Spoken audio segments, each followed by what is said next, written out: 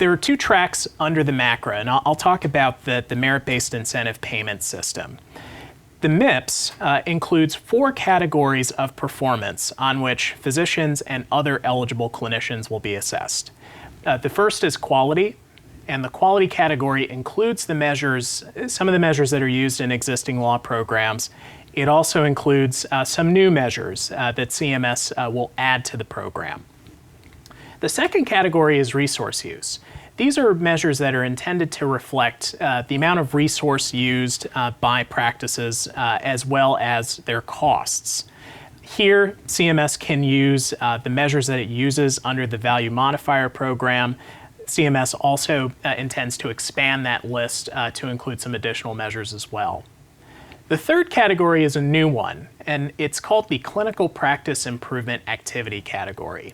This is a category that's intended to recognize clinicians for participating in activities that improve patient safety, that improve care coordination, and that contribute to higher quality in their practices.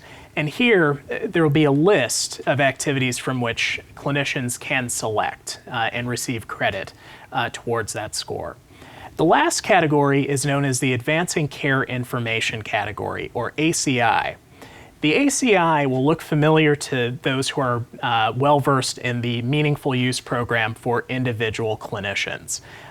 What's different about this is that instead of being an all-or-none scoring approach, it's more of a continuous scoring approach where there's a base performance component in addition to the achievement of some performance objectives as well. Each of these categories under the MIPS has a weight towards a total performance score. For the first year, 2019, the quality category will be worth 60% of the score. The resource use or cost category will not be considered in the score. Clinical practice improvement activities will be worth 15% of the score, and the remaining 25% will go towards the new Advancing Care Information category.